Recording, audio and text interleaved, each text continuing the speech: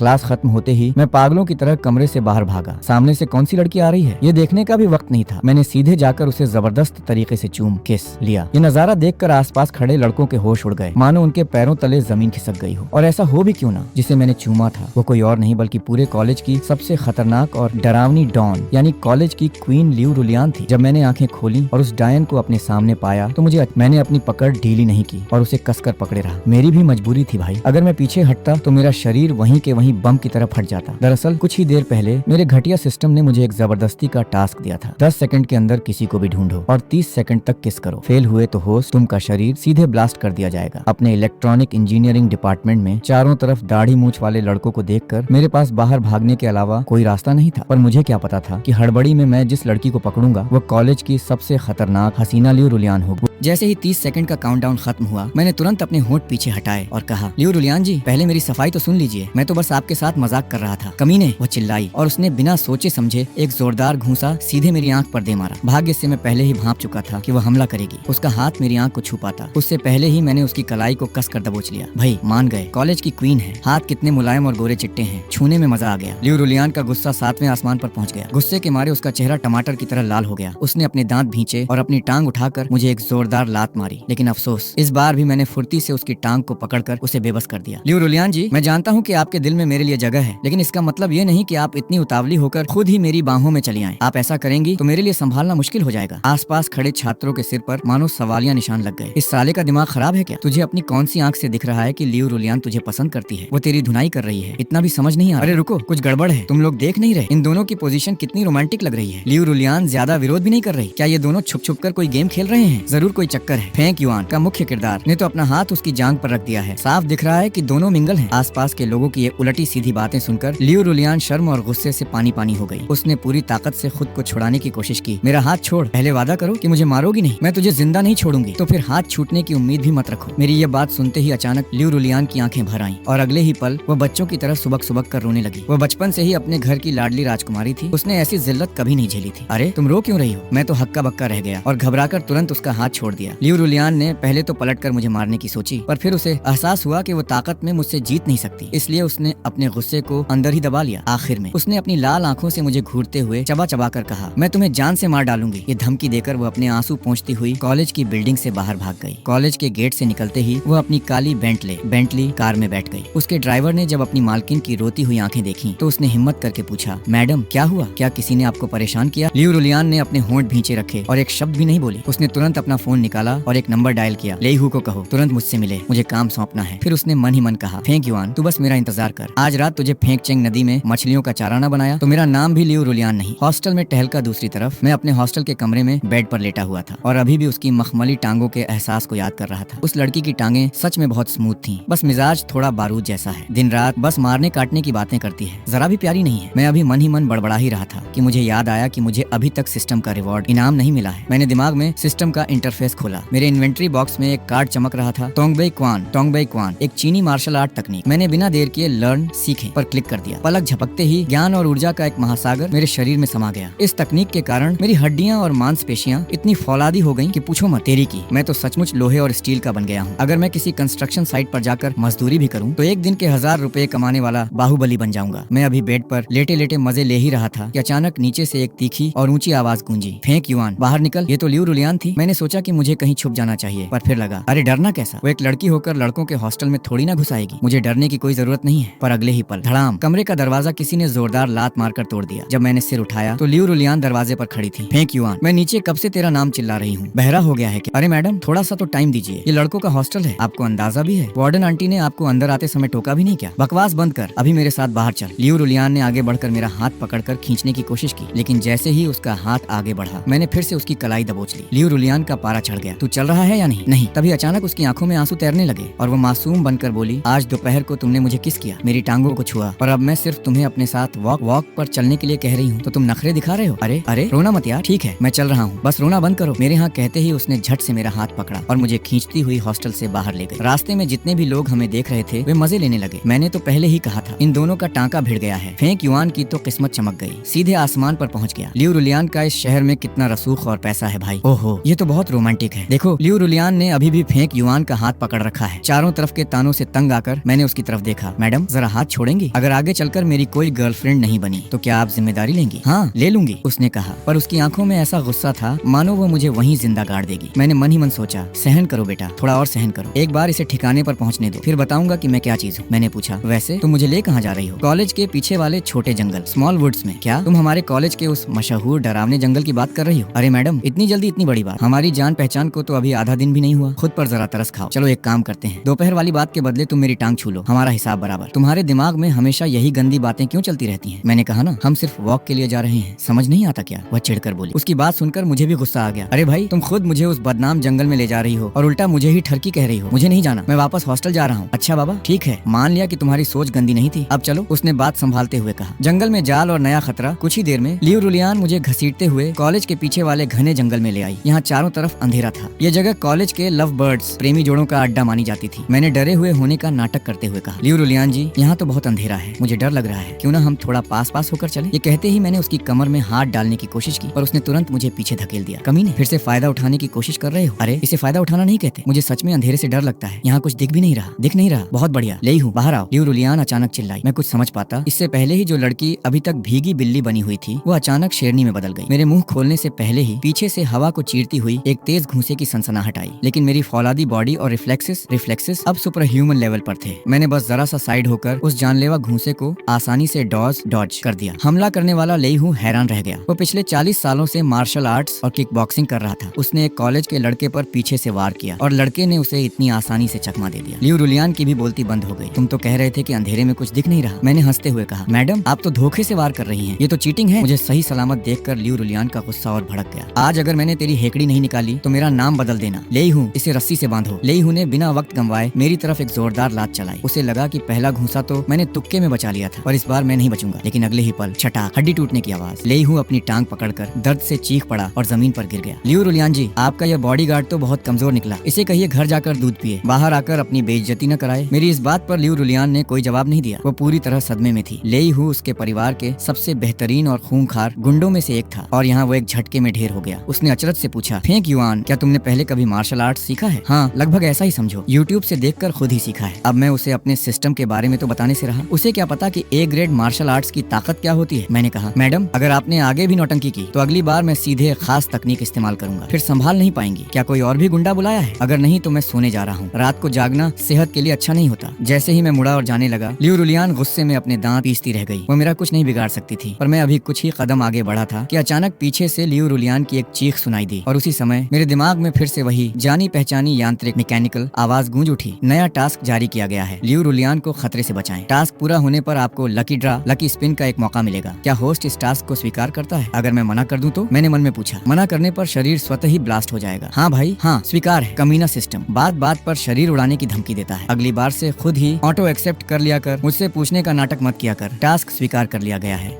Message receive. Host के लिए task auto accept mode पर डाल दिया गया है। गुंडों से टक्कर दूसरी तरफ लियू रुलियान अपनी जान बचाने के लिए बुरी तरह छटपटा रही थी और चिल्ला रही थी, ये फेंगचेंग शहर है, तुम्हारी हिम्मत कैसे हुई मुझे छूने की? क्या तुम लोग जिंदा नहीं रहना चाहते? सामने खड़े उस आदमी ने जोरदार ठाका लगाया। लियू परिवार की बड़ी बेटी हो ना भाई, तुम्हें ही पकड़ने तो आए हैं। हम लोग सिर्फ पैसे को पहचानते हैं, किसी के रसूख या बैकग्राउंड को नहीं। लियू परिवार तो क्या, अगर झो परिवार भी हमारे हाथ लग जाए तो उसे भी घुटनों पर ला दें। अगर बॉस ने तुम्हें हाथ लगाने से मना न किया होता। ये कहते हुए उस आदमी ने अपना गंदा हाथ लियू रुलियान के चेहरे की तरफ बढ़ाया, लेकिन उसका हाथ लियू रुलियान के गाल को छू पाता उससे पहले ही उसकी कलाई पर एक जोरदार और तीखा दर्द हुआ। मैंने उसका हाथ मरोड़ते हुए कहा, देखो भाई, तुम पैसे के सगे हो वो तो ठीक है, पर इसके जिस चेहरे को अभी तक मैंने भी अच्छे से नहीं छुआ है, उस पर अपना यह गंदा हाथ लगाने की तुम्हारी औकात कैसे हुई? वो आदमी लीमा दर्द से छटपटा उठा और दांत भींचते हुए चिल्लाया, साले, ये खरगोश का बच्चा कहाँ से टपक पड़ा? नंबर 4, नंबर 5, जाओ और इस साले की टांगे तोड़ दो। मैंने अपनी आंखें महू दी और ठंडी सांस ली। तुम क्राइम करने वाले लोगों की एक ही बीमारी है क्या? बात बात पर लोगों की टांगे तोड़ने की बात करते हो? क्यों भाई, तुम्हारे खानदान में सब कराटे के उस्ताद हैं क्या? मेरे पीछे बंधी लियू रुलियान ने तुरंत दबी आवाज में मुझे सचेत किया, फेंक युआन, ये दोनों बहुत खतरनाक हैं। लेहू को इन्होंने सिर्फ 2 बार में बेहोश कर दिया था। पता है बेबी, तुम बस खड़ी रहो और मेरा जलवा देखो। मैंने एक शातिर मुस्कान बिखेरी, पीछे मुड़कर देखने की जहमत तक नहीं की और सीधे उन दोनों की तरफ लपका। लियू रुलियान मुझे आगे बढ़ते देख पल भर के लिए सुन्न रह गई। उसने मन ही मन सोचा, अरे मुझे इस पर थोड़ा तरस और प्यार क्यों आ रहा है? ये क्या हो रहा है? सामने इतने बेरहम और खूंखार लोग हैं, क्या फेंक युआन को जरा भी डर नहीं लग रहा कि वो मेरी वजह से मुसीबत में फंस जाएगा? लेकिन उसका ये इमोशनल ड्रामा अभी 2.5 सेकंड भी नहीं चला था कि नंबर 4 और नंबर 5 जमीन पर चारों खाने चित पड़े थे। मैं तुरंत पलटकर लियू रुलियान के पास आया, अपनी भौहें उचकाई और कहा, देखा बेबी, तुम्हारा ये आशिक कितना कूल और हैंडसम है ना। उसने चिढ़कर कहा, पहले मेरी रस्सी तो खोलो, बाद में अपनी तारीफ करना। जो हुक्म माय लेडी। पासा पलटा। मैं अभी उसकी रस्सी काट ही रहा था कि ली मांग, गुंडों का बॉस, चलकर मेरे ठीक सामने आ खड़ा हुआ। मैंने सिर उठाए बिना ही ठंडे लहजे में कहा, भाई साहब, तुम्हारे बाकी बचे हुए ये 10 से 12 लोग भी मिलकर मेरा कुछ नहीं बिगाड़ सकते। अगर अपनी भलाई चाहते हो तो दफा हो जाओ। अगर अब नहीं गए तो कसम से मैं आज यहाँ खून की नदियां बहा दूंगा। लेकिन ली मांग वहाँ से हटा नहीं, बल्कि उसने ठंडी हंसी हंसते हुए अपनी बंदूक सीधे मेरी कनपटी पर टिका दी। मेरा सारा गुस्सा और हेकड़ी 1 सेकंड में गायब हो गई। तेरी की, इसके पास तो गन है। मैंने तुरंत अपने हाथ हवा में उठाए और मुस्कुराते हुए कहा, अरे भाई, मैं तो बस मजाक कर रहा था। लो, मैं लियू रुलियान को फिर से बांध देता हूँ। और इतना ही नहीं, मैंने फुर्ती से रस्सी उठाई और खुद को भी उसी पेड़ से बांध लिया। मैंने गिड़गिड़ाते हुए कहा, भाई साहब, आप तो बहुत समझदार निकले। वैसे क्या आप इस रस्सी की गांठ थोड़ी ढीली कर सकते हैं? बहुत टाइट बंधी है। मैं रोने रोने को हो गया था। ये घटिया सिस्टम सच में मेरी जान लेकर रहेगा। पहले मुझसे कॉलेज की क्वीन को सरेआम किस करवाया और अब लियू रुलियान को बचाने भेजा था। अब लो, बचाने के चक्कर में खुद भी फंस गया। उधर ली मांग ने अपना फोन निकाला और हंसते हुए कहा, बॉस, काम हो गया है। पैसे कब तक मिल जाएंगे? ठीक है, भरोसा है। जैसे ही लियू परिवार शहर की वो जमीन आपके नाम छोड़ेगा, हमारा हिस्सा पहुंचा देना।